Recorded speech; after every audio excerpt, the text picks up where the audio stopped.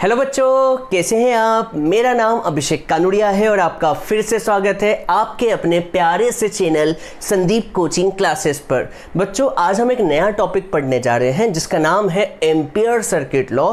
और ampere circuit law बहुत ही important topic है इस चैप्टर के हिसाब से। और चैप्टर का नाम क्या चल रहा है, मैग्नेटिक इफेक्ट ऑफ करंट। तो चलिए बच्चों स्टार्ट करते हैं। पर उससे पहले आपको एक जानकारी बता दूं कि क्या आपको बायोट-सेवर्ट लॉ आता है। तो बायोट-सेवर्ट लॉ क्यों यूज़ होता है ये भी पता होगा। बायोट-सेवर्ट लॉ इसलिए यूज़ होता है कि मान लीजिए कोई एक वायर है और उस वायर में क्या फ्लो हो रहा है, करंट फ्लो हो रहा है। तो जब करंट फ्लो होता है तो आसपास मैग्नेटिक फील्ड क्रिएट होती है, हाँ है ना। तो किसी भी पॉइंट पर मैग्नेटिक फील्ड क्या होगी हम बायोट-सेवर्ट लॉ से निकाल सकते हैं। सिमिलरली आज हम एक टॉपिक पढ़ेंगे जिसका नाम होगा एम्पियर सर्किट लॉ। ये लॉ भी जो है वो मैग्नेटिक फील्ड और करंट के बीच रिलेशन बताता है। तो चलिए स्टार्ट करते हैं। हम थोड़ा सा बात करते करते बताते हैं। तो टॉपिक का नाम लिखते हैं सबसे पहले। तो टॉपिक का जो नाम है वो है एम्पियर्स सर्किट लॉ। ये क्या होता है मैं आपको बताता हूँ, ठीक है। तो बच्चों सबसे पहले मैं आपको बायोट-सेवर्ट लॉ के बारे में यहाँ पर जानकारी दे दूँ कि बायोट-सेवर्ट लॉ क्या होता है। तो बायोट-सेवर्ट लॉ के बारे में थोड़ी जानकारी कि मान लीजिए कभी एक वायर है, ये रहा वायर, और इस वायर में क्या फ्लो हो रहा है, करंट फ्लो हो रहा है। तो ये बात तो आपको पता होगी कि जब भी किसी वायर में करंट फ्लो होता है तो आसपास मैग्नेटिक फील्ड क्रिएट होती है। तो यहाँ पर भी, तो इस जगह पर भी तो मैग्नेटिक फील्ड क्रिएट होगी। मान लीजिए पी पॉइंट है और डी बी क्या है, magnetic field at point P due to small wire. यहाँ पर हम स्मॉल एलिमेंट की बात करते हैं। तो स्मॉल एलिमेंट कितना है, डी एल से कभी पी पॉइंट को ज्वाइन कर दे तो ये डिस्टेंस होगी आर, और ये एंगल कितना होगा बच्चों, थीटा। तो आपसे कोई पूछे कि बायोट-सेवर्ट लॉ क्यों यूज होता है, तो आप कहेंगे इस पी पॉइंट पर मैग्नेटिक फील्ड क्या होगी, किसके कारण, वायर के कारण। तो उसका फॉर्मूला होता है mu naught by 4 pi I D L sine theta upon R square. ये आपको पता है, लास्ट 2 लेक्चर्स में हमने इसके बारे में अच्छा डिटेल में पढ़ा है और आपको पता भी चल गया होगा कि जब भी किसी वायर में करंट फ्लो होता है तो आसपास मैग्नेटिक फील्ड क्रिएट होती है। और मैग्नेटिक फील्ड पी पॉइंट पर क्या होगी, तो पी पॉइंट पर मैग्नेटिक फील्ड का फॉर्मूला ये होता है। सिमिलरली एम्पियर नाम का भी एक साइंटिस्ट है या कहें फिजिसिस्ट है, उसने एक लॉ दिया। सर किसके ऊपर लॉ दिया, करंट और मैग्नेटिक फील्ड के बीच में, करंट और मैग्नेटिक फील्ड के रिलेशन के बीच में। तो आपसे कोई पूछे कि एम्पियर सर्किट लॉ किस लिए यूज होता है, तो दिस लॉ गिव्स रिलेशनशिप, ये रिलेशन लिखा हुआ है, एक्स दिख रहा है, relationship between line integral of magnetic field, line integral of magnetic field and current which produces magnetic field। Sir समझ नहीं आया, बिल्कुल भी समझ नहीं आया, ये क्या लिखा है एकदम से समझ नहीं आ रहा है। तो बच्चों सीधी सी बात एक शब्द में बताता हूँ। ये रिलेशनशिप देता है किसके बीच बच्चों, ये देखिए अंडरलाइन किस पे हो रहा है, ये रिलेशनशिप किसके बीच में देता है, मैग्नेटिक फील्ड और करंट। बायोट-सेवर्ट लॉ भी यही देता है।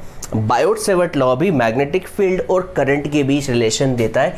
ये भी मैग्नेटिक फील्ड और करंट के बीच रिलेशन देता है। और ये करंट कौन सा है, इसी करंट ने तो मैग्नेटिक फील्ड को पैदा किया है। करंट नहीं होता तो मैग्नेटिक फील्ड पैदा नहीं होती। वैसे ही ये जो है लॉ रिलेशन देता है किसके बीच, मैग्नेटिक फील्ड और current, which produces this magnetic field. ठीक है, तो अब इसका स्टेटमेंट देखते हैं कि सर एम्पियर सर्किट लॉ का स्टेटमेंट क्या है। स्टेटमेंट में लिख रहा हूँ, देखिएगा क्या है। तो मैं इस स्टेटमेंट को डबल इन्वर्टेड कॉमा में लिख रहा हूँ। क्या है देखिएगा, लाइन इंटीग्रल ऑफ, सर ये लाइन इंटीग्रल क्या होता है बताऊंगा, सब बताऊंगा। Line integral of magnetic field, line integral of magnetic field over any close loop. क्या होता है सर, बिल्कुल समझ नहीं आ रहा है, अरे सब बताऊंगा, टेंशन नहीं, दिमाग से टेंशन निकाल लो।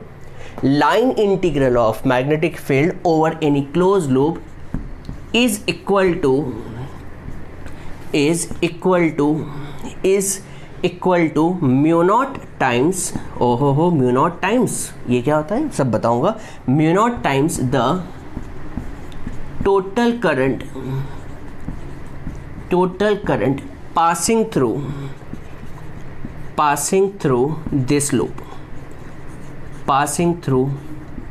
This loop. सर ये क्या है एक बार समझाएं। तो पहले तो मैं इसका बता दें डेटिस करके कि क्या लिखा है बच्चों।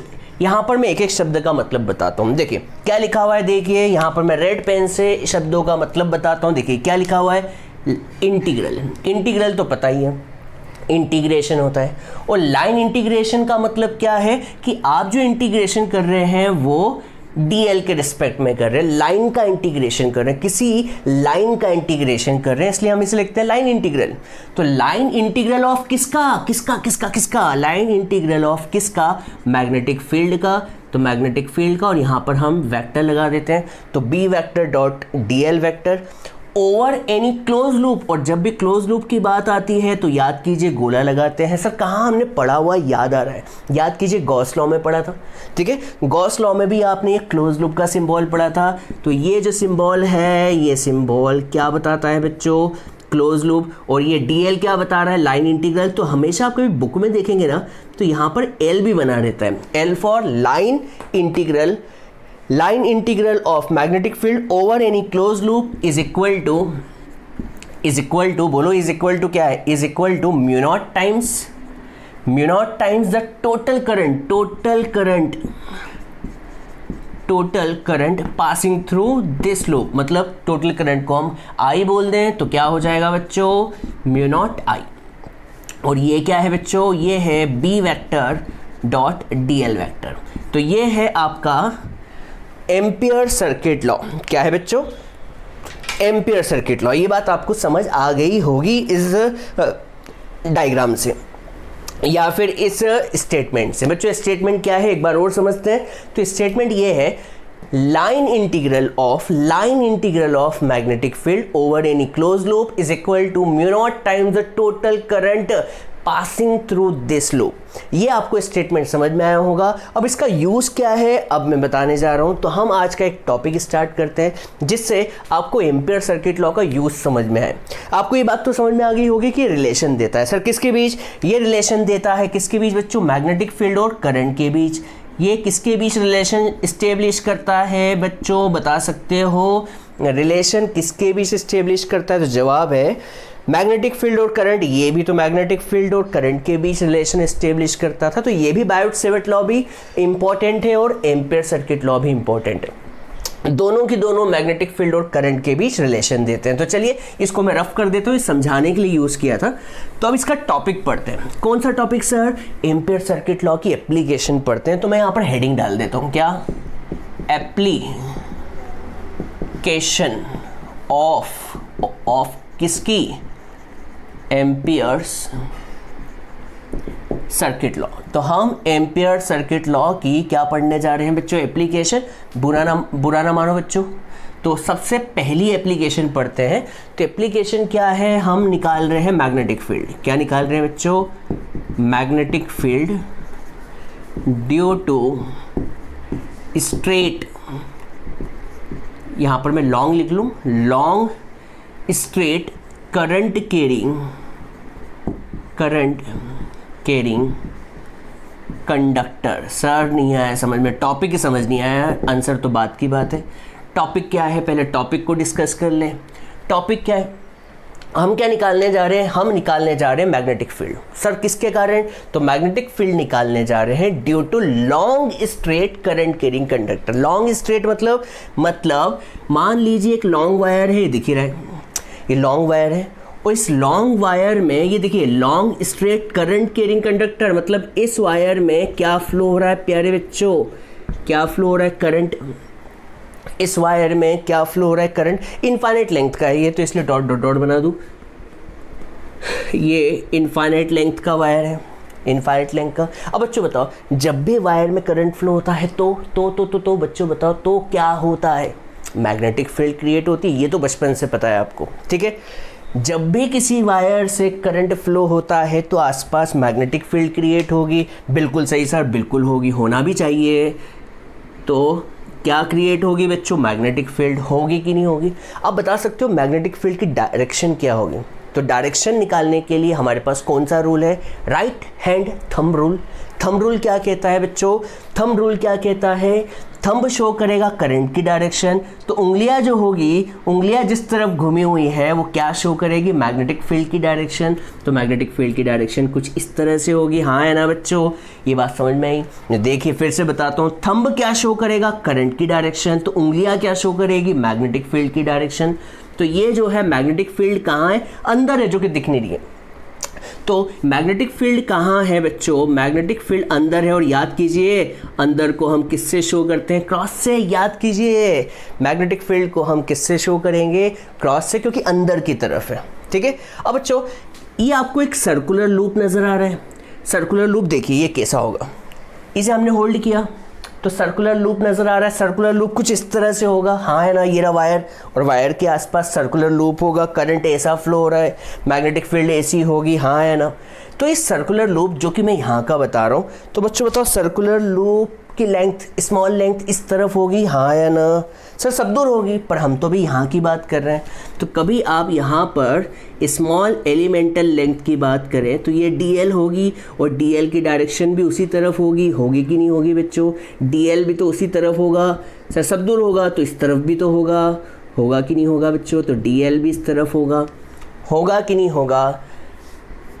dl सर इस तरफ भी, हाँ तो होगा, इस तरफ भी होगा, इस तरफ भी होगा, तो इस तरफ भी तो होगा कि नहीं होगा। मैं यहाँ पर dl के लिए दूसरे कलर का पेन यूज़ कर लेता हूँ जिससे क्लियरिटी समझ में आए।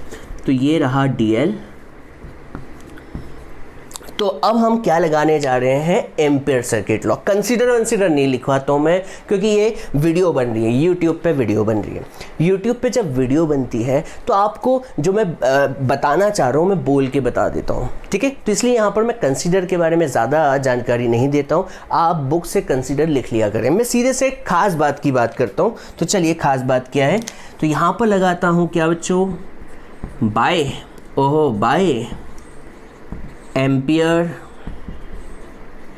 Circuit law. Sir Ampere circuit law क्या होता है, एम्पियर सर्किट लॉ होता है line integral of magnetic field over any close loop. याद कीजिए over any close loop is equal to mu naught times the total current. Total current कितना flow हो रहा है, आई, तो total current passing through it. सही है बच्चों। तो यहाँ पर इंटीग्रेशन तो एज इट इज़, क्या मैं b vector dot dl vector को b dl cos थीटा लिख सकता हूँ, क्यों नहीं लिख सकते सर, लिखिए, बिल्कुल लिखिए। बच्चों बताओ क्या आपको एक फॉर्मूला पता है, सर कौन सा, a vector dot b vector, बोलो क्या होता है, ab cos थीटा। क्या होता है बच्चों, ab cos थीटा। ठीक है बच्चों, अब थोड़ी जगह की कमी पड़ रही है तो मैं इसे हटा रहा हूँ, क्योंकि फ़िलहाल आपको इसकी कोई ज़रूरत नहीं है। ये तो वैसे भी स्टेटमेंट यहाँ पर लिखा हुआ है, ये रहा स्टेटमेंट। अब क्या करें बच्चों, देखिएगा ध्यान से, B D L cos theta. आपसे कोई पूछे थीटा कितना है, तो आप क्या कहेंगे, सर थीटा क्या है बताओ। तो देखिए थोड़ी सी कहानी समझते हैं बच्चों। ये रहा वायर, ठीक है, सब इमेजिनेशन है, दिमाग में बिठा ले। ये रहा वायर, और वायर में करंट फ्लो हो रहा है ऊपर, हाँ है ना, करंट हो रहा है ऊपर। तो मैग्नेटिक फील्ड कैसी क्रिएट होगी बच्चों, एसी। ठीक है, ये ऐसी चक्की घुमा रहा हूँ मैं, देखिए मैग्नेटिक फील्ड ऐसी क्रिएट होगी। तो कभी मैं इस जगह की बात करूँ तो मैग्नेटिक फील्ड की डायरेक्शन कहाँ होगी, इस तरफ। हर जगह डायरेक्शन चेंज हो रही, माना मैंने हर जगह चेंज हो रही है, पर अभी तो फिलहाल मैंने ये वाली इस पॉइंट की बात कर रहा हूँ। तो इस जगह डायरेक्शन क्या होगी बच्चों, इस जगह डायरेक्शन इधर होगी, अंदर, ये अंदर, और अंदर को क्रॉस लिख देता हूँ मैं, अंदर को इनसाइड लिख देता हूँ जिससे क्लियरिटी बने। क्रॉस, वैसे क्रॉस सिंबल ही अंदर के लिए होता है, तो क्रॉस मतलब अंदर। ठीक है, अब मैंने मान लीजिए इस वायर में छोटी सी लेंथ कंसीडर की, छोटी सी लेंथ तो हर जगह कंसीडर कर सकते हैं, पर मैंने कहा कि इस तरफ, हाँ है ना, तो उस लेंथ की डायरेक्शन कहाँ होगी, वो भी अंदर होगी, दोनों अंदर होगी। तो डीएल भी कहाँ होगा बच्चों, अंदर होगा कि नहीं होगा।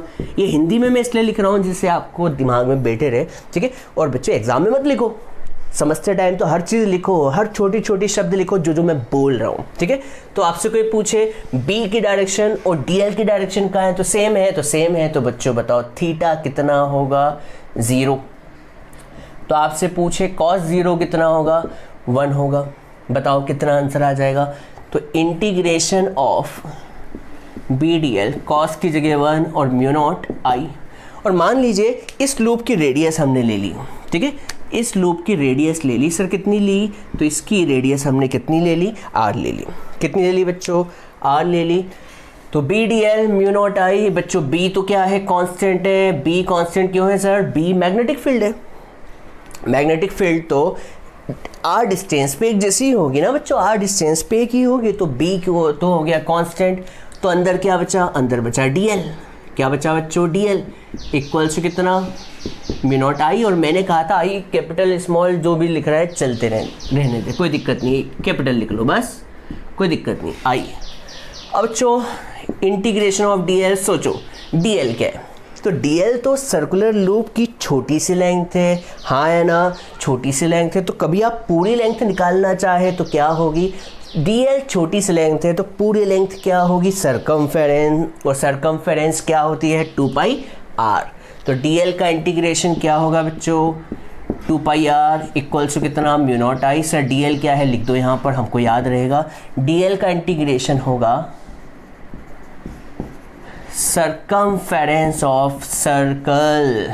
क्या होगा, सरकमफेरेंस ऑफ सर्कल। तो क्या बी का आंसर आ गया सर, कितना आया, म्यू नॉट आई अपॉन में 2 pi R, mu naught I upon में 2 पाई आर टेस्ला। क्या बच्चों, टेस्ला। बच्चों समझ में आया एम्पियर सर्किट लॉ की एप्लीकेशन। एम्पियर सर्किट लॉ एक ऐसा लॉ है जो किसके बीच रिलेशन देता है, मैग्नेटिक फील्ड और करंट के बीच, मैग्नेटिक फील्ड और करंट के बीच। आप इस रिलेशन से ये डेरिवेशन कर सकते हैं। और ये क्वेश्चन, हाँ मुझे याद आया, यही क्वेश्चन जो है 2018 में भी आया था। सर क्या आया था, क्या आया था, state ampere circuit law and with the help of ampere circuit law derive the expression of this। समझ में आया बच्चों, तो जल्दी से इसे नोट डाउन कर ले। और आज का लेक्चर भी हम यही कंप्लीट कर रहे हैं। इतना छोटा सा लेक्चर क्यों, क्योंकि आज के लेक्चर में हम सिर्फ एम्पियर सर्किट लॉ को पढ़ाना चाह रहे थे जो कि कंप्लीट हो चुका है, और उसकी एक एप्लीकेशन पढ़ाना चाह रहे थे। अब 2 एप्लीकेशन हम नेक्स्ट लेक्चर में पढ़ेंगे जिसका नाम है सोलेनॉइड और टॉरॉइड। ये 2 नए नाम हैं जिसे हम अगले लेक्चर में कंप्लीट करेंगे और जल्दी ही मिलेंगे। तब तक के लिए बाय बाय, सी यू, टाटा, थैंक यू, जय हिंद, वंदे मातरम।